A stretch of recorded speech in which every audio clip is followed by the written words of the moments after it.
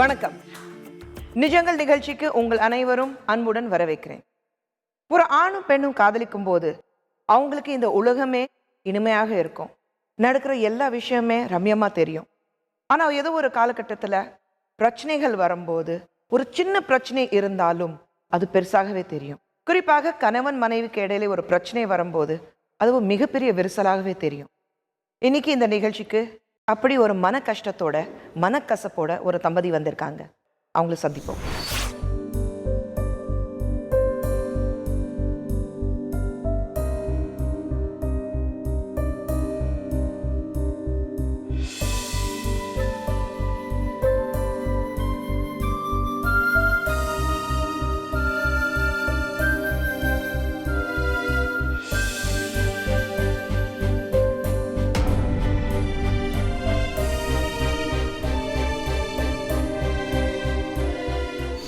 என் பேர் மணிகண்டன்.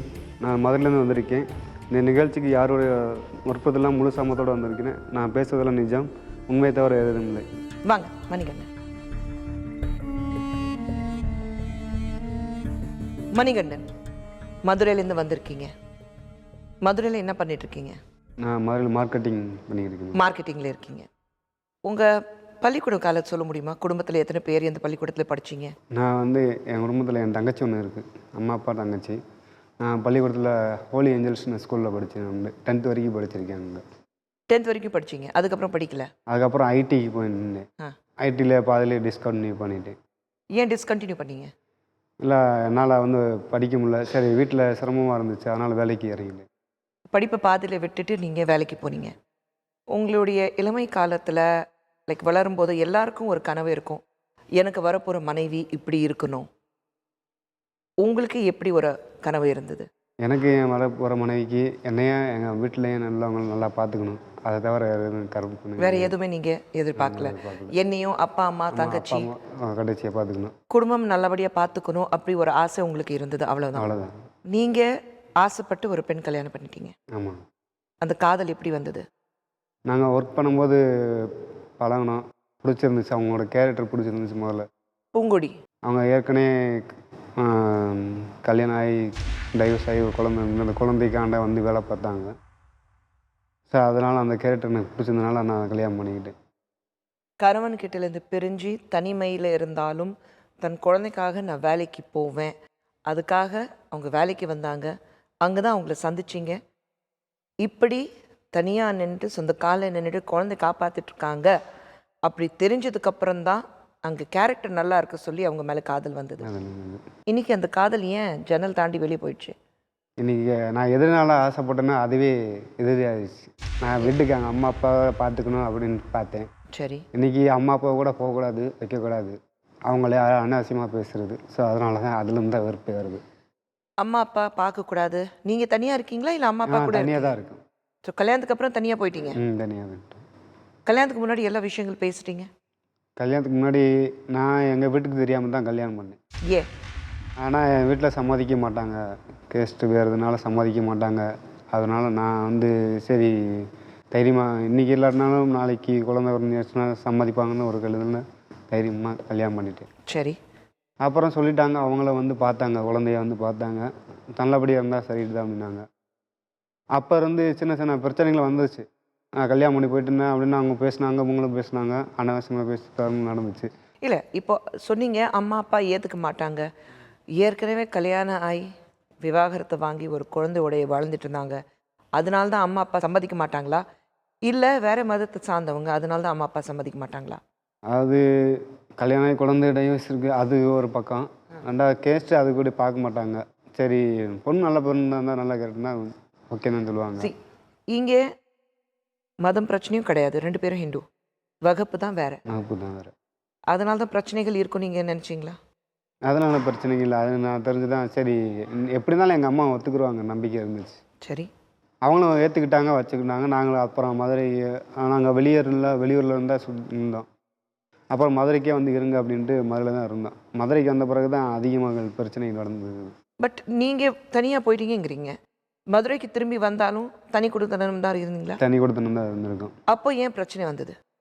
இப்போ குழந்தைய எங்கள் அம்மா பார்க்க வந்தாங்கன்னா பார்க்கக்கூடாது, அதை முன்னாடி பேசியிருப்பாங்க வச்சுருப்பாங்க, அதே மனசில் வச்சுக்கிட்டு அதுவே சொல்லிக்கிட்டு இருக்குது. ஒரு சின்ன சின்ன பிரச்சனைகள் கூட பெருசாக ஆகிறது. நாங்கள் கேள்விப்பட்ட வரைக்கும் இன்னொரு பக்கம் இருக்கு. பூங்கொடியோட முதல் குழந்தை 9 வயசாகுது அந்த ஆமாம், குழந்தைக்கு. 9 வயசு ஆகுது. முதல்ல நீங்கள் நல்லபடியாக பார்த்துட்டீங்க, ஓகேன்ட்டீங்க. உங்களுக்கு ஒரு குழந்தை பிறந்ததுக்கப்புறம் அந்த குழந்தை நம்ம கூட இருக்க வேண்டான்னு நீங்கள் சொன்னீங்களாமே.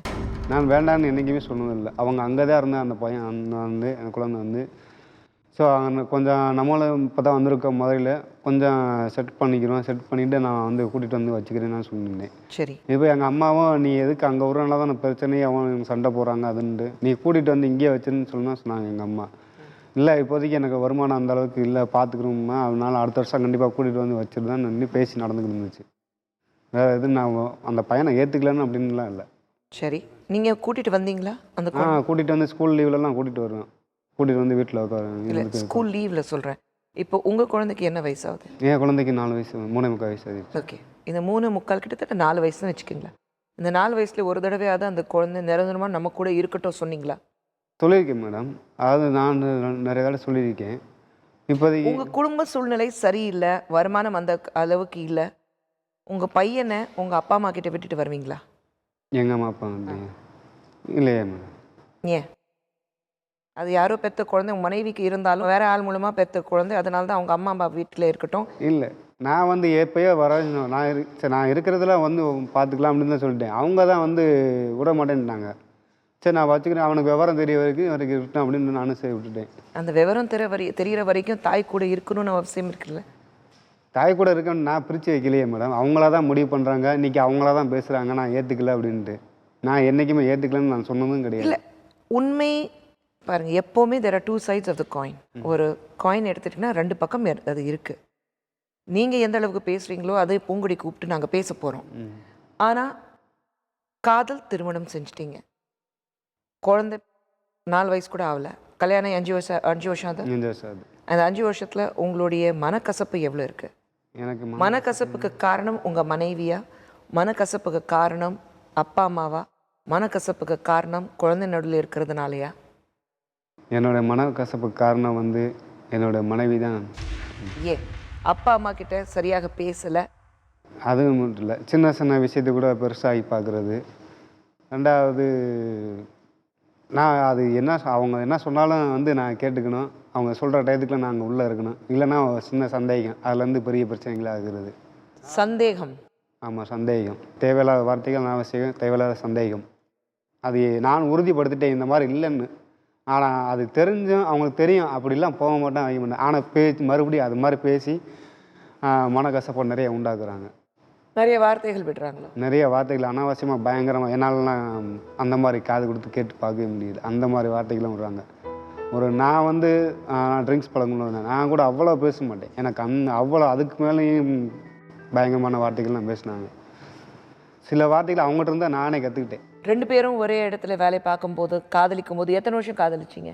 நாங்கள் வந்து ஒரு 4 months 6 months தான் இருக்கும். 6 months மட்டும் காதலிச்சிங்க.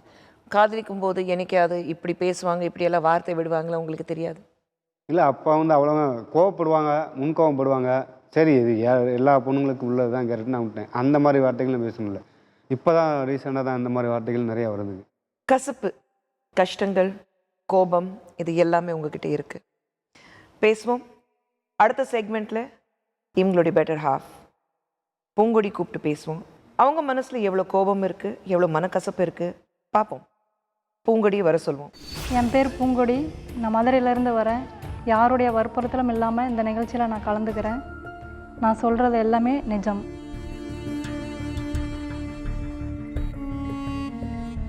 பிரேக்கு முன்னாடி மணிகண்டன் கிட்ட பேசணும். காதல் திருமணம் இருந்தாலும் நிறைய மனக்கசப்பு இருக்குது உங்ககிட்ட. இதுக்கு எல்லாத்துக்கும் காரணம் தன் மனைவி பூங்கொடிங்கிறாங்க. பூங்கொடி, காதல் திருமணம் உங்களுது. ஆமாங்க. எப்படி இந்த மனக்கசப்பு வந்தது? எப்படின்னா, என்னை லவ் பண்ணி தான் கல்யாணம் பண்ணார். நான் ஏற்கனவே மேரேஜ் ஆகி குழந்தையோட தான் இருந்தேன். இருந்தாலும் எனக்கு எப்படின்னு தெரில, அவர் எதனால் என்ன வெறுக்கிறாரு அப்படின்னு. கொஞ்சம் உங்களுடைய பர்சனல் லைஃப்க்கு போகலாமா? போலாங்க மேம். உங்களுடைய முதல் கணவர்கிட்டலேருந்து எதுக்காக பிரிஞ்சிங்க? நான் +2 முடித்ததுக்கப்புறம் நர்சிங் படிச்சுட்டு இருந்தேன். KMCHல ஈரோட்டில் படிச்சுட்டு இருந்தேன். அப்புறம் அவள் தான் ஃபஸ்ட்டு நான் ஹாஸ்டலில் போய் தங்கி படிக்கிறது. அப்புறம் அங்கே மெடிக்கல் அப்படிங்கிறது ஆப்ரேஷன் தேட்டர் இதெல்லாம் பயமாக இருக்குது அப்படின்னு சொல்லிட்டு எனக்கு லீவ் வேணும்னு சொல்லிட்டு எங்கள் அம்மா வீட்டில் வந்து ஒரு வாரம் லீவ் கேட்டு இருந்தேன். அந்த கேப்பில் எங்கள் சித்தப்பாவுக்கு பழக்கமானவங்க பொண்ணு வேணும்னு சொல்லி கேட்டு வந்தாங்க. சரி அப்படின்னு சொல்லிட்டு எங்கள் அண்ணனுக்கு என்ன பொண்ணு கேட்டது இதை பற்றி எதுவுமே தெரியாது, அவர் ஒர்க்கில் இருந்தார். சரி படித்தாலும் ஒன்று தான், கல்யாணம் பண்ணாலும் நல்லா வாழ்ந்தாலும் ஒன்று தான், வசதியாக வராங்க அப்படின்னு சொல்லி கல்யாணத்துக்கு ஏற்பாடு பண்ணிட்டாங்க. அப்போ என்ன வயசு இருந்தது உங்களுக்கு? எனக்கு 18 வயசு. 18 வயசுல உங்களை கட்டி கொடுத்துட்டாங்க. கல்யாணம் பண்ணிக்கிட்டாங்க. அம்மா அப்பா? அப்பா வந்து கல் வேலை தான் செஞ்சுட்டு இருந்தார். அண்ணா டிரைவர், லாரி டிரைவர். தம்பி 11th படிச்சுக்கிட்டு இருந்தான். நான் 12th முடிச்சு அந்த ஹாஸ்டல் லீவில் வந்து இருந்தேன். எல்லாருடைய சம்மதத்துடன் இந்த கல்யாணம் எல்லாத்தோட சம்மதத்தோடையும் எல்லாத்துக்கும் எப்படி நடக்குமோ அதே மாதிரி தான் மண்டபத்தில் வச்சு பொண்ணு பார்த்து முறைப்படி எனக்கு எல்லாமே கரெக்டாக பண்ணாங்க எங்கள் வீட்டில். அதுக்கப்புறம் கல்யாணத்துக்கு முன்னாடியே அவருக்கு வந்து வேற ஒரு பொண்ணோட பழக்கம் இருந்தது எங்களுக்கு தெரியாது. கல்யாணத்துக்கு அப்புறம் என் ஃபஸ்ட்டு பையன் வயிற்றில் இருக்கிறப்போ எனக்கு ரொம்ப வீக் ஆகி வாமிட் ஆகிட்டு வேலை செய்ய முடியாத இருந்ததுனால ஹாஸ்பிட்டலில் வச்சு அட்மிட் பண்ணிட்டு, சரி வீட்டில் உங்கள் வீட்டில் இருந்து ரெஸ்ட் எடுக்கணும்னு விட்டவங்க அப்படியே விட்டுட்டாங்க, எதுவுமே கண்டுக்கல. அப்படி உங்களை அம்மா வீட்டில் விட்டுட்டாங்க, அதுக்கப்புறம் கண்டுக்கவே இல்லை? அதுக்கப்புறம் அவங்க கண்டுக்கவே இல்லை. ஆனால் நாங்கள் வந்து வற்புறுத்தி போய் இப்படியே கண்டுக்கலைன்னா வளகாப்பு வைக்கணும், பொண்ணு வாழ்க்கை என்ன ஆகிறது, 10 நாள் மட்டும் ரெஸ்ட் எடுக்கணும் தானே நீங்கள் விட்டீங்கன்னு சொல்லி எங்கள் வீட்டில் இருந்து எங்கள் சித்தப்பா, அத்தை, மாமாங்க, எங்கள் சொந்த பந்தம் அத்தனை பேருமே போய் அவங்க பேசி பார்த்தாங்க. அவங்க ரெஸ்பான்ஸ் பண்ணலை. சரி எம்எல்ஏ வச்சு பெரியவங்களை வச்சு பேசலாம் அப்படின்னு சொல்லி பக்கத்து வீட்டுக்காரங்கெல்லாம் அவங்க பக்கத்து வீட்டுக்காரங்க சொல்கிறாங்கன்னு சொல்லி அங்கே அவங்கள வச்சு பேசுனதுக்கு டைம் சரியில்லாமல் இருக்குது, குழந்தை பிறக்க வரைக்கும் வீட்லேயே இருக்கட்டும் அவங்க வீட்லேயே அப்படின்னு சொல்லிட்டாங்க. இப்போ எங்கள் வீட்டில் குழந்தை பிறந்ததுக்கப்புறம் சொல்லி அனுப்பிச்சு அவங்க வரல. அப்புறம் என்ன அப்படின்னு பார்த்தாக்க என்னமா எங்களுக்கு புரியல, எதனால வரல, ஏன் இப்படி பண்ணிட்டாங்க, கல்யாணம் வந்து நல்லபடியாக தானே பண்ணாங்கன்னு எதுவுமே புரியல. அதுக்கு முன்னாடி வரைக்கும் எங்கள் அண்ணன் நல்லபடியாக இருந்தார். எனக்கு எல்லாமே பண்ணினது எங்கள் அண்ணன் தான். ஆனால் கடைசி வரைக்கும் அவர் நான் நல்லா வாழணும்னு அவர் ஆசைப்பட்டார். ஆனால் எதையுமே பார்க்கல. கடைசி வரைக்கும் அவரோட இறப்பை தான் நான் பார்த்தேன். என்னாச்சு? எனக்கு நல்லா படிக்க வச்சாரு, அதையும் நான் ஒழுங்காக படிக்கல. கல்யாணம் பண்ணி வச்சாரு, அதுலேயும் நான் அண்டர்ஸ்டாண்டிங்காக வாழலை. அதுக்கப்புறம் என்னாலேயே அவர் வந்து தண்ணி போட ஆரம்பித்தார். ஒரு பொண்ணை கல்யாணம் பண்ணி கொடுத்துட்டு நம்ம வாழை கட்டியாக வீட்டில் வச்சுருக்கோம், இவன் வாழ்கிற பட்டியாக வீட்டில் இப்படி கட்டலில் படுத்துட்டு குழந்தைய வச்சுட்டு இருக்கிறது ரொம்ப கஷ்டமாக இருக்குது. சந்தோஷமாக புருஷனோட வந்தால் எவ்வளோ சந்தோஷமாக இருக்குன்னு அவர் மனவேதனைப்பட்டார். அதனால் அதிகமாக தண்ணி அடிக்க ஆரம்பித்தார். டிரைவராக இருக்கிறதுனால இன்னும் அதிகமாக போயிடுச்சு. அதுக்கப்புறம் என்னால் அண்ணன் இப்படி கஷ்டமாக வேதனைப்படுறாருன்னு சொல்லி நானே மகளிர் ஸ்டேஷன் சத்தியமங்கலத்தில் போய் சொன்னேன். மகளிர் ஸ்டேஷனில் வந்து இப்படி ஒரு பொண்ணை கல்யாணம் பண்ணி இப்படி 19 வயசில் இந்த மாதிரி பண்ணினது வந்து நீங்கள் தப்பு, முறைப்படி அப்படின்னு சொல்லிட்டு சேர்த்தி வச்சாங்க. அப்போ சேர்த்தி வைக்கும்போது என் பையனுக்கு 1 வருஷம் 10 மாதம் அந்த மாதிரி இருக்கும். பெரிய பையனுக்கு சேர்த்தி வச்சுமே வந்து நிம்மதியாக இல்லை. எங்களுக்கு எந்த பழக்கமுமே அவர்கிட்ட இல்லை. சாப்பாட்டுக்குமே அவர் ஒரு டைம் கொடுக்கவே மாட்டார், போட்டுட்டு பேசாமல் போயிடுவார். அப்போ ஒவ்வொரு டைம் எங்கள் வீட்டில் எங்கள் அம்மாட்டெல்லாம் சொல்லும்போது நான் படித்த பொண்ணை கொண்டு போய் இப்படி தள்ளிட்டேன், சரி இனி இந்த வாழ்க்கை வேண்டவே வேண்டாம், நீ வந்துரு, நான் வேறு ஏதாவது படிக்க வச்சு நல்லபடியாக நான் உன்னை பார்த்துக்கிறேன்னு எங்கள் அம்மா வேண்டான்னு கூட்டிகிட்டு வந்துட்டாங்க அவங்ககிட்ட இருந்து. நீங்கள் வீட்டுக்கு வந்ததுக்கப்புறம் மறுபடியும் பேசி உங்கள் கணவர் கூட சேர்த்து வச்சாங்க? ஆமாம், குழந்தை பிறந்ததுக்கப்புறம் 10 மாதம் அங்கே இருந்தீங்க? 10 மாதத்துல தான் நான் போனதே. 10 மாசத்துல தான் அங்கே போனீங்க. போனதுக்கப்புறம் எவ்வளோ நாள் இருந்தீங்க? 1 மந்த் தான் இருந்தேன். 1 மந்த் தான் இருந்தீங்க. அந்த 1 மாசத்துல உங்களுக்கு ஏதாவது கஷ்டங்கள் கொடுத்தாங்களா? 1 மாதத்தில் பார்த்தீங்கன்னா நான் வேலைக்கு போயிட்டு வரேன்னு சொல்லிட்டு அந்த பொண்ணோடைய கடூர் பிதரியா என்னன்னு தெரியல, பெங்களூர் சைடு ஓடி போயிட்டாரான். அதுக்கப்புறமா போலீஸ் ஸ்டேஷனில் வந்துட்டு கம்ப்ளைண்ட் பண்ணி பார்த்தா எப்போ வராங்களோ அப்போ விசாரிச்சுக்கலாம், நீங்கள் பொண்ணை கூட்டிகிட்டு உங்கள் வீட்டுக்கு போயிருங்க அப்படின்ட்டாங்க. ஓகே, அங்கேருந்து நீங்கள் வந்துட்டீங்க. குழந்தைக்காக நீங்கள் வேலைக்கு சேர்ந்தீங்களா? குழந்தைக்காக தான் நான் வேலைக்கு போனதே. குழந்தைய நல்லபடியாக படிக்க வைக்கணும் அப்படின்ட்டு 1 வருஷம் இருக்கும் அவனுக்கு. 1 வருஷத்துலேயே கொண்டாந்து அம்மா கிட்ட விட்டுட்டு நர்ஸாக போய் வேலை பார்த்துக்கிட்டு இருந்தேன். நல்லபடியாக வேலை பார்த்துட்டு நல்லா இருந்தேன். டாக்டருக்கும் தெரியும், டாக்டர் அம்மாவுக்கும் தெரியும், நல்லா தான் வேலை பார்த்துக்கிட்டு இருந்தேன். அப்போ எங்கள் அண்ணனுக்கு வந்து பொண்ணு பார்த்து கல்யாணம் பண்ணி வைக்கலாம் அப்படிங்கும்போது பொண்ணுக்கு வந்து எங்கள் ஜாதியில் வாழை வெட்டி இருக்கிற ஒரு குடும்பத்தில் பொண்ணு கொடுக்க ரொம்ப ரேராக இருந்துச்சு. நீங்கள் ஏன் வாழை வெட்டியா நீங்கள் சொல்லுங்கள்? நீங்கள் எந்த தப்பும் பண்ணலையே? நான் எந்த தப்பும் பண்ணலை. இருந்தாலும் ஊர் உலகத்தில் வந்துட்டு அந்த வீதியிலே 10 பொண்ணுங்களுக்கு ஒரே முகத்தில் கல்யாணம் எல்லாம் நல்லா இருந்தாங்க. நானும் இன்னொரு பொண்ணு மட்டும்தான் இப்படி இருந்தோம். அதனால் வாழா வெட்டியா அப்படி ஒரு பேர் ஆயிடுச்சு இந்த மாதிரி இருக்கான்னு. மணிகண்டனை எப்போ சந்திச்சிங்க?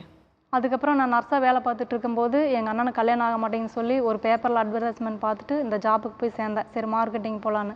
அங்கே போய் பசங்க பிள்ளைங்களோட நல்லா பழக்க வழக்கமாக இருக்கவும் அந்த ஃபீலிங்கே மறந்துடுச்சு. அந்த வாழை வெட்டிங்கிற ஃபீலிங்கே மாற்றிட்டாங்க அங்கே இருக்கிற மேனேஜர்ஸ் எல்லாம். அப்புறம் பையன் நல்லா சம்பாரித்து பையனை நல்லபடியாக படிக்க வச்சுட்டு நல்லா இருந்தேன். ஆனால் படிக்க வைக்கல, நல்லபடியாக பையனை பார்த்துட்டு நல்லா இருந்தேன். அங்கேருந்து மதுரைக்கு போங்க, அங்கே ஒரு ஆஃபீஸ் இருக்குது, அங்கே போய் நான் அங்கே இருக்கிற இதெல்லாம் மேனேஜர்லாம் நல்லா பார்த்துக்குங்க, இங்கே எப்படி பார்த்தீங்களோ அது மாதிரி அப்படின்னு சொல்லி அனுப்பிச்சி வச்ச கேப்பில் அங்கே நான் வந்து வேலை பார்த்துக்கிட்டு இருந்தேன். அப்போ இவர் வந்து இன்டர்வியூவில் வந்து அங்கே ஜாயின் பண்ணி வேலை பார்த்துக்கிட்டு இருந்தார். ஒரு 2 வாரத்துக்குள்ளேயே என்னை பார்த்துட்டு எனக்கு பிடிச்சிருக்கு, உன்னை விட்டு என்னால் பிரிய முடியல அப்படின்னு சொல்லுவார். நான் பையனை பார்க்குறதுக்கு 2 வாரத்துக்கு ஒரு டைம் லீவ் போட்டுட்டு எங்கள் வீட்டுக்கு வருவேன். ஆனால் இவர் பஸ் ஸ்டாண்ட் வரைக்கும் பஸ்ஸில் வந்து பஸ் டிரைவர் எல்லாம் சொல்லி, இந்த பொண்ணு எனக்கு வேண்டியப்பட்டவ, பத்திரமா கொண்டு போய் சேர்த்தணும், ஆபத்து இல்லாமல் அப்படின்னெல்லாம் சொல்லி என்னை அனுப்பிச்சி விடுவார். சில டைம் ரொம்ப அழுகுவார், போக விட மாட்டார், இப்படியே இருக்கும். இப்படி ஒரு 2 டைம் பண்ணவும் 3வது டைம் நேரடியாக கோபிச்செட்டிப்பாளையம் வரைக்கும் வந்துட்டார் இவரே. வந்துட்டு எனக்கு ஃபோன் பண்ணார். என் பெரிய பையனுக்கு காது குத்து ஃபங்க்ஷன் பண்ணாரியம்மன் கோயிலில் வேண்டி இது பண்ணியிருந்தப்ப இவர் வந்துட்டார். இப்படி ஃபங்க்ஷனில் நான் இருக்கிறப்ப நீங்கள் வந்துட்டீங்கன்னா உங்களை யார் என்னன்னு எங்கள் எல்லா சொந்தத்தில் கேட்பாங்க, அப்போ நான் என்ன செய்ய அப்படிங்கும்போது, அப்போ நான் செத்தா பரவாயில்லையா அப்படின்ட்டு இவர் ஃபோன் பண்ணார். பட் அதுக்குள்ள உங்களுக்கு அவர் மேல ஒரு அன்பு இருந்ததா? இல்லை, அதுக்கு அப்போ இல்லை. அப்போ இல்ல. அப்போ ஆரம்பத்துல இது ஒன் சைடு லவ் இருந்ததா மணிகண்டன்? ஆரம்பத்தில் மேடம் ஒன் சைடு லவ்னு சொல்ல முடியாது. நான் அவங்க ஏற்றுக்கிட்டு தான் நினச்சிட்டேன் நான். அவங்க சொல்றாங்க அவங்க இல்லை, அவங்க வந்து அப்படி இல்லை, அவங்க ஏற்றுக்கிட்டாங்க. எப்படி தெரியும் உங்களுக்கு? ஏத்துக்கிட்டாங்கன்னா எப்படி தெரியும்? அது எப்படி தெரியும்னா, ஒரு பொண்ணு வந்து ஒரு மார்க்கெட்டிங் துறையிலே போனாலும், எந்த வேலைக்கு போனாலும், ஒரு பொண்ணு வந்து நம்ம பஸ்ஸில் போகிறோம்னா, நாங்கள் 2 பேரும் ஒன்றா தான் போகிறோம், எல்லாரும் பேரும் ஒரு 10 பேர் உள்ளே போகிறோம் கம்பெனிலேருந்து. எந்த ஒரு பொண்ணும் அந்த பஸ்ஸில் போகும்போது பக்கத்தில் உட்கார விட மாட்டாங்க. அவங்களுக்கு பிடிச்சவனா இருந்தால் தான் உட்கார விடுவாங்க, இல்லை அவங்க ஃப்ரெண்டாக இருந்தால் தான் உட்கார விடுவாங்க. அவங்க சொன்ன மாதிரி ஒரு வாரத்தை நான் பார்த்துட்டு பழகிருக்கேன். நான் ஓப்பன் சொல்லியிருக்கேன் 2 வாரத்தில். அவங்க ஃப்ரெண்டாகனு சொல்லலை, உடனே லவ்வர்னு தான் சொல்லியிருக்கேன். ஆனால் அவனை பக்கத்தில் உட்கார விட்டுனாங்க. நாங்கள் 2 பேர் தான் போயிட்டு வருவோம். நாங்கள் 2 பேர் தான் ஒரே டீமில் ஒர்க் பண்ணுவோம். ஸோ அதுலேருந்து எனக்கு தெரிஞ்சிச்சு அவங்க அப்படி நினச்சிக்கிட்டு தான் இருக்காங்க. ஆனால் அவங்க மனசில் வந்து சொல்ல மாட்டுறாங்க வெளியே.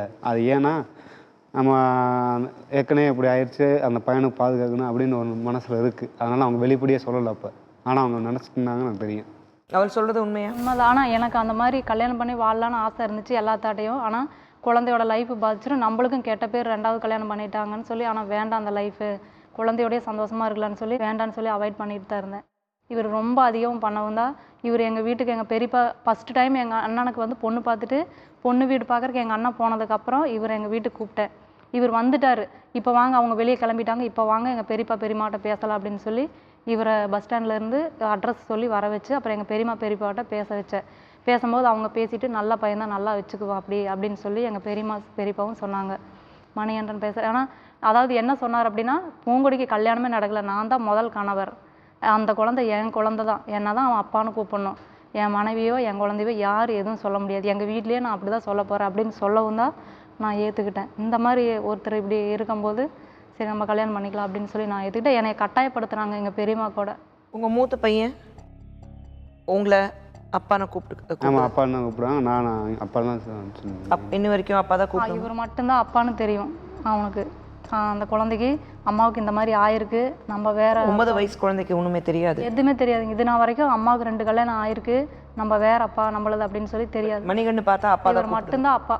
எங்கள் அப்பா தான் எனக்கு அம்மா பிடிக்குமா அப்பா பிடிக்குமானா எனக்கு அப்பா தான் பிடிக்கும் அப்படிம்பாரு. நிறைய காதல், ஆனால் அதுவும் தாண்டி மனக்கசப்பு.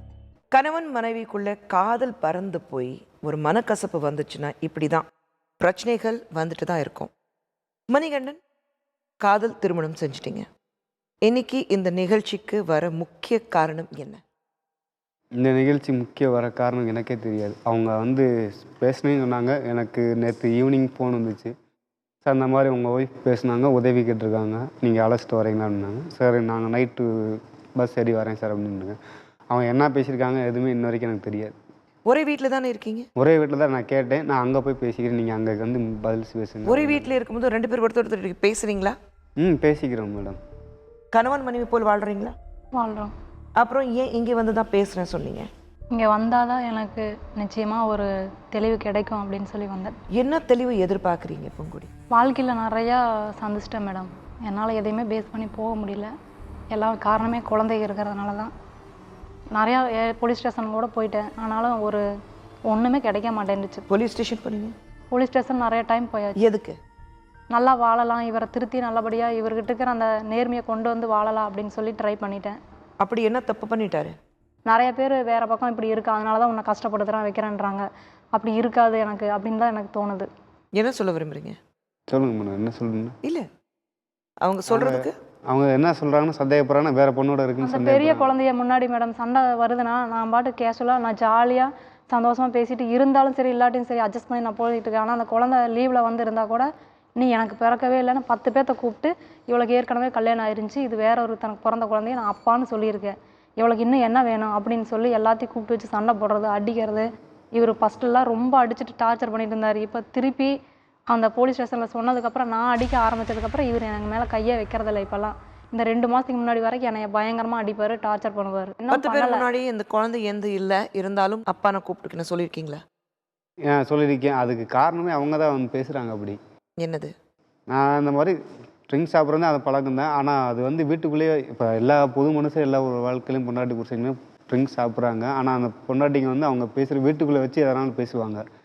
இவங்க வந்து வீட்டுக்குள்ளே எல்லோரும் கேட்கணுமே வெளிப்படையாக வச்சு கேட்குறது. ஆனால் வந்து அவங்களே நிறைய டைம் சொல்லியிருக்காங்க, நான் பேசாத இந்த மாதிரி பேசாதுங்க, என் கூட போதா புருஷன் கூட நான் இப்படிலாம் பண்ண மாட்டேன். நான் அந்த மாதிரி பேசும்போது நான் அந்த மாதிரி வார்த்தைகள் நான் கூட தான் செய்ய முடியும். நானாக பேசலை, அவங்களாம் தான் பேச வைக்கிறாங்க.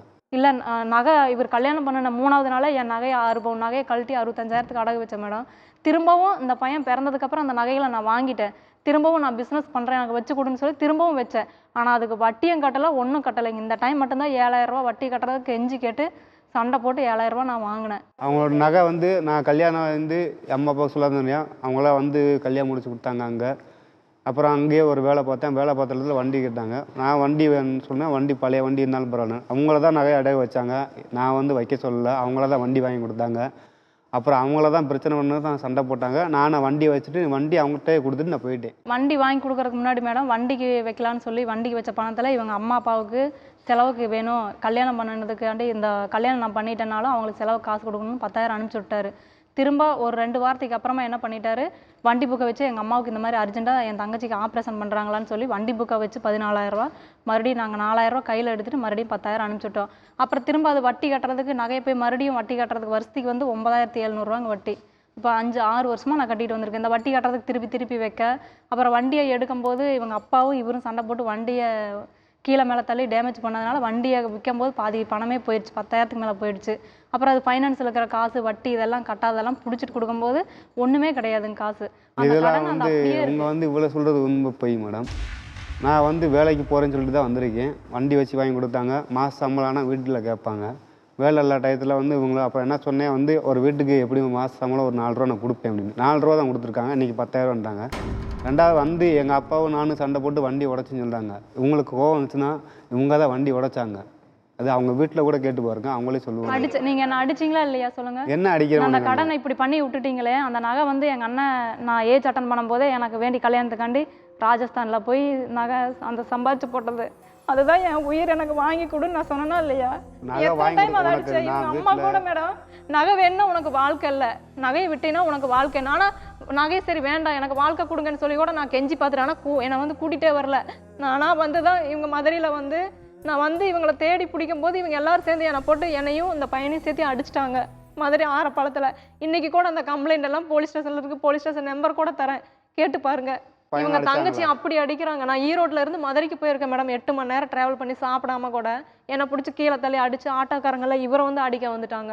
பேங்க்ல வேலை செய்யறவங்க எல்லாம் வந்து அடிக்கிற வந்துட்டாங்க. அப்போ அவங்க தான் ஃபோன் பண்ணி போலீஸ் ஸ்டேஷன்லாம் சொன்னது. அப்புறம் போலீஸ் ஸ்டேஷன்ல கூப்பிட்டு போய் இது நியாயம் கிடையாது, நீ வந்து உன் சந்தோஷத்துக்காண்டி பொண்டாட்டி வேணுன்னு கட்டிட்டு புள்ள கொடுத்துட்டு வண்டினா அவங்க அண்ணன் தம்பி காப்பாற்றணும்னு அவங்களுக்கு என்ன வேண்டுது இல்லையா, நீ தான் காப்பாற்றணும். அதனால 1 மாசம் உனக்கு டைம் கொடுக்குற, வீட்டை பார்த்து அந்த பொண்ணை கூட்டிட்டு வா, இல்ல உங்க அப்பா அம்மா எல்லாம் நீ உள்ள போயிடணும் அப்படின்னு சொல்லி மிரட்டினாங்க. உங்க மனைவி மேடம் இல்ல உங்கள்கிட்ட பேசுற மாதிரி இல்ல, சொல்லுங்க உங்க மனைவி கிட்ட நான் கேளுங்க. சொல்ற கேளு. நான் வந்து நீங்க வந்து என்ன சொன்னேன், அன்னைக்கு ஆரப்பழத்தில் வந்திருக்கேன், நான் என் தங்கச்சியை கூட்டிட்டு போறேங்க மேடம். ரொம்ப நாளைக்கு அப்புறம் சண்டை போட்டு வர கொஞ்சம் பேச்சு வரதால் நீ சமரசம் பண்ணி விடு அப்படின்னு என் தங்கச்சி நீ போனால் சண்டை போடுவா, நான் வரேன் அப்படின்னு கூட வர்ற அவள். இவங்க வந்து இறங்குனே அனாவசியமாக பேசினாங்க. அவங்க சரி புருஷன் கொண்டாட்டுக்குள்ள வாக்குவாதம் நடந்துக்கிட்டு இருக்கனால அவள் எதுவுமே தலையிடல. எங்கள் அம்மா பற்றி தப்பாக பேசினோன்னு தான் அவனை உன் புருஷன் ஓனா தான் அடிச்சுக்கு பேசிக்கா. அவங்க அம்மா பற்றி பேசுகிறேன், நான் பக்கத்தில் இருக்கும்போது பேசுறேன்னா பேசாத அப்படின்னா நான் அப்படி தான் பேசுவேன். மறுபடியும் பேசினால தான் அவள் அடித்தா இவங்க மாதிரி சண்டை போட்டாங்க. நான் விலையை விட தான் செஞ்சேன். எடுக்கவே மாட்டேன்றீங்க. பெரிய வீட்லயே செல்ல வச்சிருப்பீங்க, சிம்பிளா பக்கத்துல தானே செல்ல வச்சுட்டு படுத்து தூங்குவீங்க, பக்கத்துல தானே பாக்கெட்ல தானே வச்சிருப்பீங்க, செல்லை ஏன் எடுக்க மாட்டீங்கன்னு கேட்டதுக்கு என்னடி உன் வீடு பெரிய வீடாடி, நீ லாட்ஜ்ல எல்லாம் போய் அது பண்ண இது பண்ண விபச்சாரத்துக்கு போய் தான் பொண்ணை பெத்த, இந்த மாதிரி எல்லாம் அவங்க பேச வந்ததா எனக்கு கோவம் வந்து நானும் பேச அவங்க தான் அடிச்சாங்க மேடம். ஆனா அதெல்லாம் மறந்துட்டு தான் நான் வாழ்ந்துகிட்டு இருந்தேன். வேணான்னு சொல்லி முடிவு பண்றதுனால தான் இந்த பேச்சுக்கெல்லாம் வருது. நான் வேணும்னு சொல்லி பேசுறதுனால தான் நம்ம உண்மையை பேசுறேன். இதெல்லாம் போய் நான் அந்த மாதிரிலாம் பேசுனது இல்லை. என்னைக்கான உனக்கு நான் அப்படி பேசியிருக்கேன்னா நீங்க நிறைய டைம் கோபத்துல நம்ம சில நேரத்துல என்ன பேசுறோம்னா நமக்கு தெரியாம இருக்கும். கோபத்துல பேசிடுவோம். மணிகண்டனுடைய மெயின் பிரச்சனை என்ன தெரியுங்களா? அவர் சொல்றது கோபத்துல நீங்க நிறைய தகாத வார்த்தையில பயன்படுத்துறீங்க. அது உண்மையா? அவர் பேசும்போது நானும் பேசுகிறேன் மேடம். அதாவது எங்கள் அண்ணனையும் என்னையும் வச்சு பேசுறது, அந்த குழந்தைய வச்சு பேசினாதான் எனக்கு கோவம் அப்படி வரது மேடம். எங்கள் அண்ணன் இறந்து போனவனையெல்லாம் எதுக்கு நீ நினைக்கணும்? சத்தியமா இரு, நான் அவர் தான் வந்து இறந்துட்டாருல, பேசுறேன் அவரை அப்படி. பத்தி நீ எதுக்கு நினைக்கணும்? எங்க அண்ணன் நானும் இருந்த மூத்த பிள்ளைய பெத்தேன், யாரு? அதனாலதான் அவங்க காப்பாத்துறாங்க அப்படின்னு எல்லாம் பேசுறது மேடம். சத்தியமா அந்த குழந்தை இப்படி மேல சத்தியமா பேசும்போது சொல்லு, எப்படி நானும் கோவம் வராது அவன் இருக்குங்களா? அண்ணனை அவனையும் சேர்த்து வச்சு அவர் பேசிக்கிறேன். வக்கீலுக்கு வேணா நீங்க ஃபோன் பண்ணி கேட்டு பாருங்க. அவர் கேள்வி வக்கீல் கூட கேட்டுட்டாரு. கேள்வி கேட்டுக்கு சொல்லு. என்ன சத்தியமா நான் உங்க அண்ணனை சத்தியமா அவனை வச்சு என் நான் குழந்தைங்க பேசிக்கிறேன். 2 பேத்து மேலயும் என் மேல சத்தியமா, உன் அண்ணன் என் நானும் அண்ணன் என்ன மேல எவ்வளவு சத்தியமா friend நீங்க அப்படின்னு பேசுறீங்க. பேசுறீங்க. நீ நீங்க அடிக்கடி பேசுறதுக்கு அப்புறம் தான் எனக்கு அப்படி நான் வெளியே கோவம் போயிட்டு வந்துச்சு. வந்தா உன் தங்கச்சி சரியா, குட்டியை நான் வீட்டுக்கு செத்து போயிட்டு போயிடுறேன் வந்தியா, அவன் அப்படின்னு அம்மாட்ட நான் போய் பண்ணேன். படுத்து சொன்னியான்னு கேட்கிற வக்கீல்கிட்ட ஆள் நான் நீதான். சொன்னதுக்கு நீங்க ஏத்துக்கிட்டீங்க தானே? வக்கீல்கிட்ட ஆமா யார்கிட்ட அப்படின்னு சொல்லி. வக்கீல்கிட்ட சொல்லி நான் கேட்டுக்கு வக்கீலுக்கு வக்கீல் phone கூட பண்ணுவோம். சொன்னாருங்க மேடம், இவன் குடிச்சிட்டா அவங்க எந்த எதுக்காக வக்கீல்? இவர் வச்ச வக்கீலுங்க lawyer. எதுக்கு நீங்க வக்கீல் வச்சீங்க? எனக்கு டைவர்ஸ் நோட்டீஸ் எல்லாம் அனுப்பிச்சுட்டு இருந்தாருங்க இவர் டைவர்ஸ் வீட்டுக்கு. நோட்டீஸ் கொடுக்கறதுக்கு. ஆமா நான் அனுப்பிவிட்டேன் மேடம். அவங்க இதுக்குள்ள அங்க வந்துட்டாங்க, பேசி அவரே சமாதானம் பண்ணி வச்சிட்டாரு. அவர் 2 இல்ல மூணு தடவை எனக்கு சமாதானம் புரியல. பண்ணி வச்சிட்டாரு. காதலிச்சு கல்யாணம் பண்ணிட்டீங்க. நீங்க ஆவுனா சொந்த சொந்த தான் பந்தம் அந்த மாதிரி நினைச்சிட்டு போலீஸ் கிட்ட போறது. நீங்க வந்து ஏதோ வரப்பிரசாதம் மாதிரி டைவர்ஸ் நோட்டீஸ் அனுப்புவீங்களா? டைவர்ஸ் நோட்டீஸ் அனுப்பிச்சிட்டாருங்க மேடம். ஃபங்க்ஷனுக்கு வந்துட்டு இவர் என்ன பண்ணாரு, காசு பேங்க்ல போய் எடுத்து தண்ணி நான் சொல்ற ஒரே விஷயம், எந்த கல்யாண வாழ்க்கையில மனக்கசப்பு வரல, எந்த கல்யாண வாழ்க்கையில சண்டைகள் வரல, எந்த கணவன் மனைவிக்கு இடையில பிரச்சனைகள் வரல. மேடம் நான் மதுரைக்கு இவரை நம்பி தான் போயிருக்கேன். ஏன்னா மதுரையில் ஒரு வாடகை வீட்டில் விட்டுட்டு இவர் பாட்டுக்கு வாரக்கணக்காக வெளியில் போயிட்டா நான் சாப்பாட்டுக்கு என்ன பண்ணுவேன் தான், அங்கே 500 ரூபா வச்சிருக்கேன்றது, இங்கே 100 ரூபா வச்சிருக்கேன்றது, ஆனால் வைக்காமையே கம்முன்னு போயிடுறாரு. வாடகை வீட்டுக்காரங்க காலி பண்ணு, அதை இது பண்ணு, இதை சத்தியமா பண்ணு. போய் இதெல்லாம் இது சத்தியமா ஒரே போய் time மட்டும்தான் நீ 500 வீட்டுல ரூபா நான் வச்சுட்டு உனக்கு போயிடுறாரு. அரிசி இது உனக்கு மாதிரிலாம் சாப்பாடுக்கு செய்யாதேன்னு நான் போடலன்னா சொல்லிட்டேன். எதா உனக்கு இருந்தாலும் சாப்பாடு போடலன்னு வச்சுக்குவேன், இப்பவே சொல்லு. சாப்பாடு நீங்க போட்டீங்க தானே, இந்த இடத்துல நான் சாப்பாட்டை தவிர வேற முடிச்சுக்கிறேன். எதுவுமே உனக்கு செய்யல. உனக்கு சாப்பாட்டை கட்டின தவிர வேற பொண்டாட்டிக்கு எதுவும் செய்ய உணவு உடை இருப்பிடம் இருக்கிற இடம் காப்பாத்துறேன், கண்ணியமா காப்பாத்துறேன் உனைய. என் மனசாட்சிக்கு இப்படி சொல்றேன், அவனை கண்ணியமா வச்சு நான் நான் தண்ணி பாத்துக்கிட்டு போட்டு இருக்கேன். வராதேன்னு சொன்னா தண்ணி போட்டு நீ வரேன். அளவுக்கு தண்ணி மேல போட்டு அதிகமா வராதேன்னு சொன்னா ஆசைப்பட்டு எதுக்கு வெளியில அதிகமா போற? மேல பண்ணனா அது தண்ணி முடியாது. போட்டு என்னோட வரேன்னு ஸ்டேஜ் சொன்னா என்ன வெளியில பண்ண போயிடுறது முடியுமோ மேடம். அதான் நான் 2 பண்ண நாளைக்கு முடியும். வரதில்ல. மணிகண்டன், உள்ளுக்குள்ள நிறைய கோபம் வச்சிருக்கீங்க மணிகண்டன். நான் வச்சிருக்கேன் மேடம், உங்க முகத்துல தெரியுது. தெரியுது எனக்கு. மணிகண்டன், நீங்க சொன்னீங்க பொண்டாட்டிக்கு கண்ணியமா நீங்க துணிமணி வாங்கி கொடுத்து சாப்பாடு போட்டிருக்கீங்க, உங்க மனசாட்சிக்கு தெரியும். அதே மனசாட்சி தொட்டு சொல்லுங்க, மனைவிக்கு கொடுக்க வேண்டிய அன்பு கொடுத்தீங்களா? நான் கொடுத்துருக்கேன் மேடம், இல்ல மேடம் நான் கொடுத்துருக்கேன். ஆனா பதில் எனக்கு வராதனால தான் நான் இனிமே நான் அப்படியே நடந்துக்கிட்டேன்.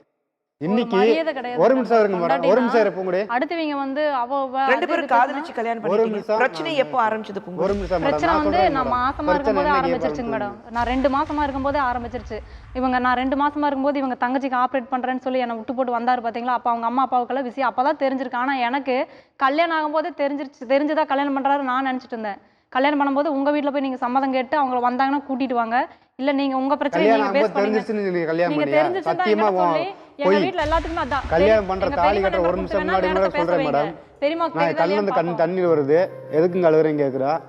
இல்ல அம்மா அப்பாவுக்கு சொல்லாம பண்றேன் அப்படின்னு சொல்லிட்டு நான் கல்யாணம் பண்றேன். அவங்க இல்லையே இது அப்படின்னு உண்மை சொல்லி மேடம். அவளையா இருக்கு நான் அப்படின்னு பேசுறது சத்தியமா அது உண்மை. இல்ல மணிகண்டன், தப்பு 2 பக்கமே இருக்கு.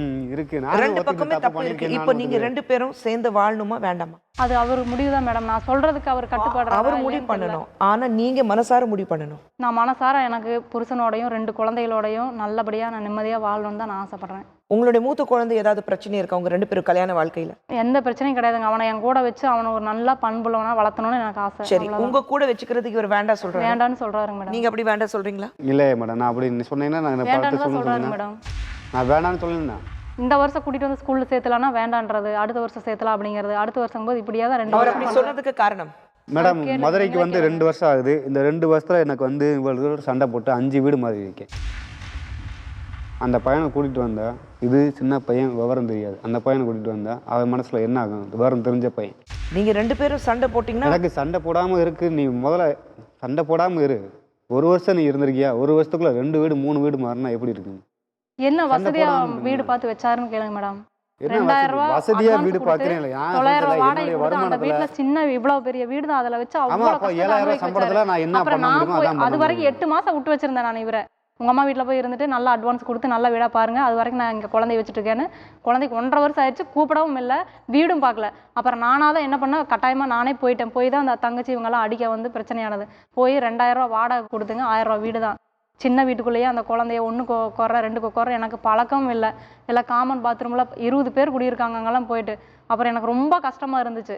அதுக்கப்புறம் அங்கே 2-3 மாதம் இருந்துட்டு மறுபடியும் 3000 ரூபா அட்வான்ஸ் கொடுத்து 1500 ரூபா வீட்டுக்கு போனோம். அது வந்து தனியாக பாத்ரூம் தனியாக வீடு தான். ஆனால் தண்ணிக்கு கீழே மாடி விட்டு இறங்கி வந்து வெளியில் போய் வீதியில் பிடிச்சிட்டு வந்து கீழே நப்பி கீழேருந்து மேலே ஏற்றினாங்க.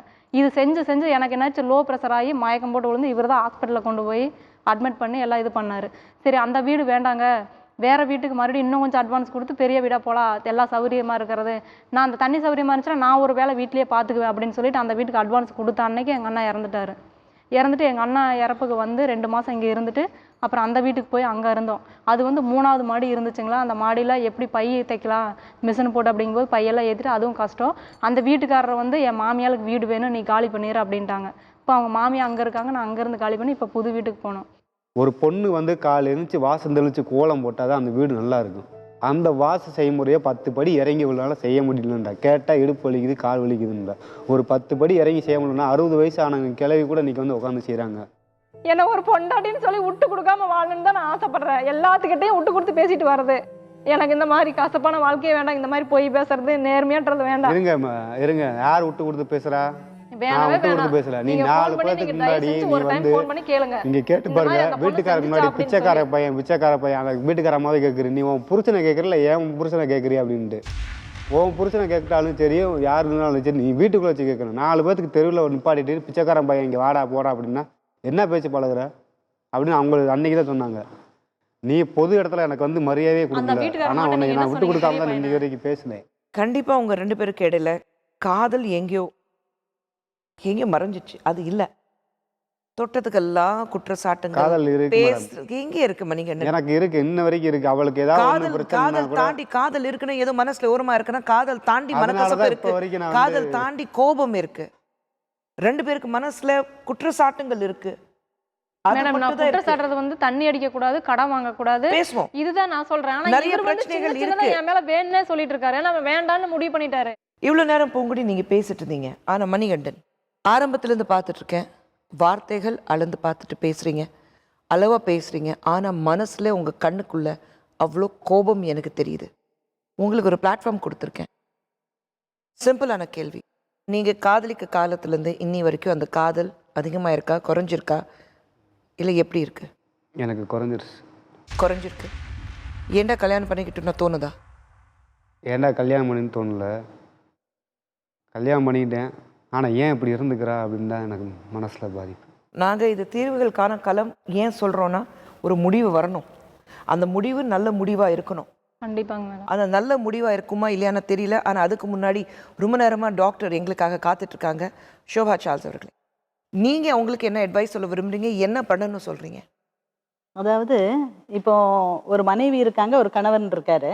இவர் ஒரு நிறைய ஐடியாவோட ஒரு ஆசையோட ஒரு பெண்ணுக்கு திருமணமாகி கணவனை விட்டு பிரிந்த பெண்ணுக்கு, ஒரு குழந்தையோட இருக்கிற பெண்ணுக்கு இவர் ஒரு வாழ்வு கொடுத்துருக்காரு. நமது சமுதாய சூழலில் இது ஒரு மிகப்பெரிய ஒரு தியாகமாக சொல்லலாம். ஒரு ஐடியலிஸ்டிக் பர்சன் அப்படின்னு சொல்லலாம். உயர்ந்த பண்புகள் இல்ல வேல்யூஸ் இல்ல வாழ்க்கை, அப்பா அம்மாக்கு எதிர்த்து போய் கல்யாணம் பண்ணியிருக்காரு.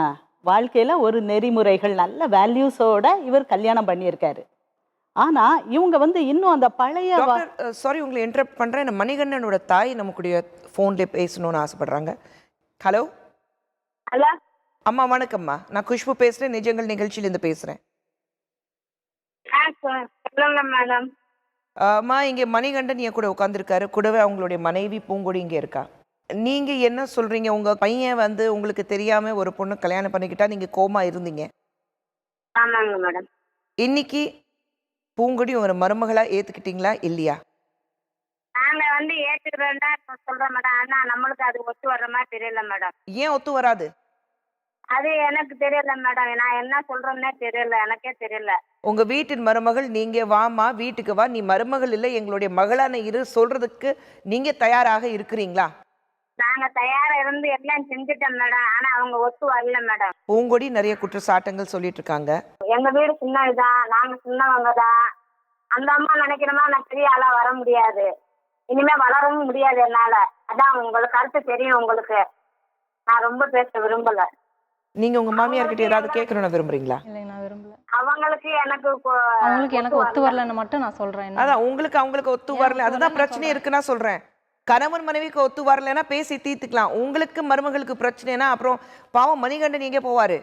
மனைவி பக்கம் போவாரா இல்ல அம்மா பக்கம் போவாரு? அது அவன் முடிவு எடுக்கட்டும், எனக்கு ஒன்றும் பிரச்சனை அப்ப இல்லை. முடிவு எடுக்கட்டும்னு நீங்க சொல்றீங்க. நாளைக்கு வந்து எனக்கு மனைவி வேண்டாம், அம்மா கிட்ட வந்தேன்னா நீங்க சரி நீ மனைவி விட்டுட்டு குழந்தை விட்டுட்டு நீ வந்துரு நீங்க சொல்றீங்க. அப்படியெல்லாம் கிடையாது. அவன் முன்னேசனை பண்ணாம போயிருப்பேன், பேசியிருப்பேன். அது அவங்க இஷ்டம். எப்படி வேணாலும் வாழணும்னு நினைக்கிறவங்களுக்கு நான் பதில் சொல்ல முடியாது. இப்படித்தான் வாழணுங்கிறவங்களுக்கு தான் நான் பதில் சொல்ல முடியும். சரிம்மா, பேசுறதுக்கு நன்றிம்மா. நான் பேசுறது கரெக்டாக சொல்கிறீங்க. நீங்களாம் எதுவுமே பேசாமல் தான் நான் பேசுவேனா?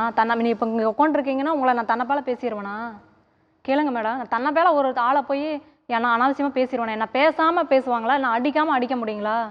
போலீஸ் ஸ்டேஷன்ல அப்ப என்ன பேசுவாங்க? என் மேல இருக்கிற கோவத்துல நீ அம்மா அப்பாவை பத்தி நான் பேசவே கிடையாது. என்னை வந்து எங்க அண்ணனோட சேர்த்து வச்சு பேசினாங்க மேடம். இந்த மாதிரி பேசிட்டு என்னை அவளை இவளைன்னு கண்டபடியே பேசுது உங்க மகன் சொல்லி தான் நான் பேசுனேன் தவிர அது வந்து அவங்கள பேசுனதா சொல்றாங்க. காதல் தாண்டி ஒரு பொசசிவ்னஸ் இருக்கு பாருங்க, அளவு மீறி ஒரு பொசசிவ்னஸ், obsession. டாக்டர் நீங்க சொல்லுங்க, நீங்க சொல்லிட்டு இருந்தீங்க. இவங்களுடைய பர்சனாலிட்டி எப்படி இருக்குதுன்னா, இவங்க அந்த பழைய லைஃப்ல இருந்து இன்னும் வரல. அன்கான்ஷியஸா ஒரு கம்பேரிசன் இருந்துகிட்டே இருக்கு இவங்க லைஃபுக்கும் அந்த பழைய லைஃபுக்கும்.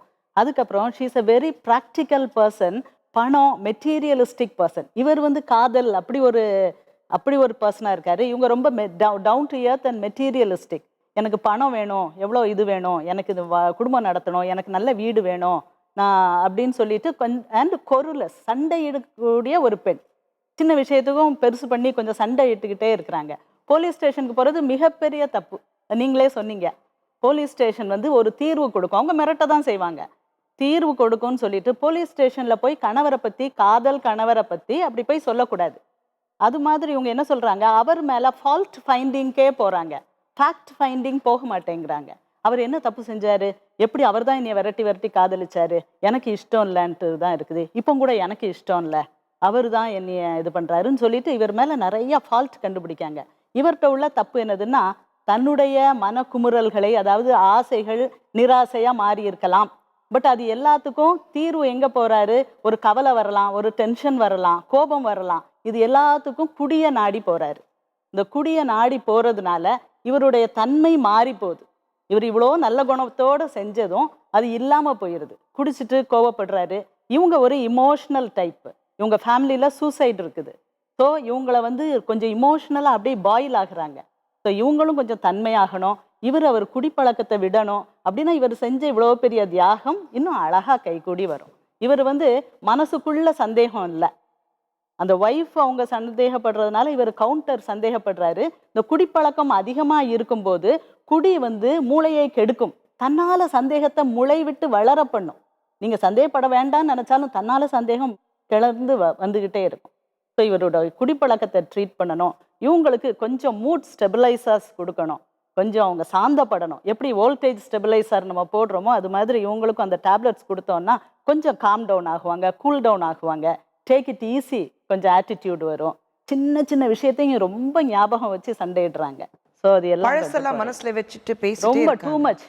இப்போ நான் கேட்குறேன், 2 பேரும் இங்கே இருக்கீங்க, இந்த காலத்தில் உங்கள் 2 பேர்கிட்ட கேட்குறேன், சேர்ந்து வாழணும்னு ஆசைப்படுறீங்களா? நான் சேர்ந்து இப்போ வந்து சொல்கிறேன் மேடம், என்கிட்ட சேர்ந்து வாழனா நான் சொன்ன குறைகள்லாம் மாற்றின பிறகு நான் என்ன அவர்கிட்ட இது இல்லை, நான் சொல்கிறேன், இதுக்கு முன்னாடி நடந்தது மறந்துடுங்க. இல்லை மேடம், நான் ஒன்று சொல்கிறேன் இருங்க. இதுக்கு முன்னாடி நடந்த நான் இப்பயே மறந்தேன், இந்த நிமிஷமே மறந்துடுறேன். ஆனால் அதை மறுபடியும் பேசுவேன். மணி நான் அது அவங்கள வச்சு தான் பேசுகிறேன். ஒரு உறவு உதறி போகிறதுக்கு நேரமாகாது, ஆனால் அது சேர்ந்து அந்த உறவு வந்து வாழ்நாள் பூரா இருக்கணுங்கிறது ரொம்ப கஷ்டமான விஷயம். கணவன் மனைவிக்குள்ளே இருக்கிற உறவு வந்து அவ்வளோ ஈஸியாக நீங்கள் விட்டுட்டு போக முடியாது. நீங்கள் 2 பேரும் பிரிஞ்சிருவீங்க, கணவன் மனைவியாக பிரிஞ்சிருவீங்க. ஆனால் அந்த குழந்தைக்கு தாய் தந்தையாக நீங்கள் பிரிஞ்சு இருக்க முடியுமா? நீங்கள் 2 பேரும் தானே இருக்கீங்க அந்த குழந்தைக்கு. அந்த மூத்த பையனுக்கும் நீங்கள் நான் அப்பா, அந்த குழந்தைக்கு உங்களை பார்த்து தான் அப்பா கூப்பிடுது. உங்கள் கூட வளரலைனாலும் அவங்க அம்மா வீட்டில் இருந்தாலும் உங்களை பார்த்து தான் அப்பான்னு கூப்பிடுது. அவ்வளோ பெருந்தன்மையாக நீங்கள் அந்த குழந்தைய ஏற்றுக்கிட்டீங்க, நான் தான் அப்பான்னு அந்த குழந்தைக்கு சொல்லி கொடுத்துருக்கீங்க. இந்த குழந்தை ஒரு 4 வயசு குழந்தை இருக்குது. நீங்கள் 2 பேரும் சந்தேகங்கள் சண்டைகள் சேர்ந்து வாழ முடியாது சொல்லும்போது நீங்கள் 2 பேரும் பிரிஞ்சுட்டு போனாலும் அந்த 2 பிஞ்சு மனசு எப்படி இருக்குன்னா கொஞ்சம் நினச்சி பாருங்கள். அவங்களுடைய வாழ்க்கை எப்படி இருக்குன்னா கொஞ்சம் யோசிச்சு பாருங்கள். அவங்களோட வாழ்க்கை என்ன கேள்விக்குறியாக நிற்கும். அது கேள்விக்குறியாக நீங்கள் 2 பேரும் அந்த கேள்விக்குறியாக ஆக்கக்கூடாது. சின்ன பிரச்சனை தான் இது. தொடர்ந்து பார்க்கும்போது நீங்கள் 2 பேரும் பேசும்போது ஈகோ கிளாஷ், நீயா நானா, சில நேரத்தில் தண்ணி போடுற பழக்கம் உங்களுக்கு இருக்கிறது அளவுக்கு அதிகம் அவர் மேலே இருக்குது. பாசத்தினால ஒரு பயம், இதுக்கு முன்னாடி கஷ்டப்பட்டிருக்கும், ஒரு வாழ்க்கை எப்படி ஆயிருக்கு, மறுபடியும் வாழ வெட்டியாமா நம்ம போயிடுவோமோன்னு ஒரு பயம். நீங்களே சொல்கிறீங்க பாருங்க, அப்படி ஒரு சமுதாயத்தில் வாழ்ந்துட்டு இருக்கோம். அந்த ஒரு பயம், அந்த பயத்தை விடுங்க, அவர் மேலே ஒரு நம்பிக்கை வைங்க. ஒரு தடவை எல்லாரையும் எதிர்த்து போய் உங்கள் பக்கத்தில் நின்றுட்டு அப்பா அம்மா வேண்டாம் சொல்லிட்டு வந்தாரா இல்லையா? வந்தாரா இல்லையா? வீட்டில் வேண்டாம் சொன்னாலும் 6 நாள் கழிச்சு 7 நாள் கழிச்சு வந்தாரா இல்லையா? வண்டி எடுத்துகிட்டு வந்தாரா இல்லையா? என் மனைவி கூட தான் இருப்பேன் சொன்னாரா இல்லையா? அந்த தைரியம் உங்களுக்கு ஏன் வராது? என்னை விட்டுட்டு போக மாட்டாருன்னு அந்த தைரியம் ஏன் உங்களுக்கு இல்லை? அடிக்கடி அவர் போகிறதுனால தான் எனக்கு அப்படி வருது. போட்டோம், எங்கே போவார்? திரும்பி உங்ககிட்ட தானே வரணும். அதுக்காக நீங்கள் அப்பா அம்மாவை பார்க்கக்கூடாது, தங்கச்சியை கவனிக்கக்கூடாது, சொல்லலைங்க, அப்படியெல்லாம் அவ்வளோதான். சொல்லலை. போட்டோம். நான் பாருங்க எல்லாம் செய்யுங்க, அவர் எல்லாம் பாயிண்ட் ஆஃப் பண்ணுங்க, வியூல யோசிச்சு நான் பாருங்க. செய்யல. இங்கே உங்க 2 பேரும் கூப்பிட்டதுக்கு காரணம், ஒரு எக்ஸ்பர்டீஸ் கூப்பிட்டதுக்கு காரணம் அதுதான். சிம்பிளான விஷயம். கண்டிப்பாக உங்களுக்கு கவுன்சிலிங் தேவை. கவுன்சிலிங் எடுக்கணும், ஒரு டாக்டரே சொல்லிட்டாங்க உங்களுக்கு கவுன்சிலிங் தேவை. உங்களுக்கு சில மருந்து கொடுப்போம் உங்களை காம் டவுன் பண்றதுக்கு. அந்த சந்தேக புத்தி போகணும். அதே மாதிரி நீங்க மனசார நான் என் குடும்பத்தை நான் நல்லபடியாக பார்த்துக்குவேன், என் மனைவி தகாத வார்த்தையால பேச மாட்டேன், அவளை அடிக்க மாட்டேன், நான் தண்ணி போட மாட்டேன், அந்த ஒரு பொறுப்புள்ள இருக்கணும். எனக்கு 2 குழந்தைங்க இருக்காங்க, ஒரு மனைவி இருக்கு, எனக்கு ஒரு குடும்பம் இருக்கு, அவங்களுக்கு நான் பொறுப்பா இருக்கேன், நான் அவங்கள பார்த்துக்கணும், ஒரு பொறுப்போட நான் இருங்க. நீங்க நீ வா இங்கே உட்காரு, இங்கே உட்காரு, புருஷ பக்கத்தில் உட்காரு.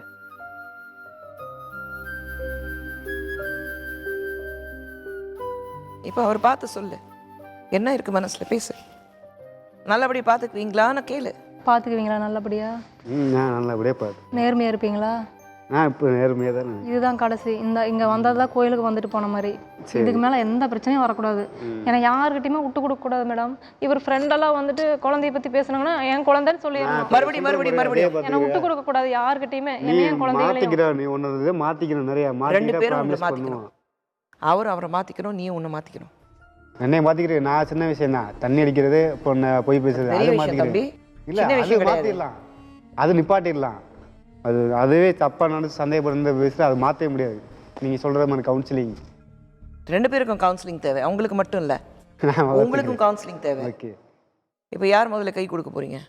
மேடம் 2 பேருக்கும் யார் ஒருத்தருக்கு கை கொடுக்க போறீங்க? முதல்ல கை கொடுக்கணும்.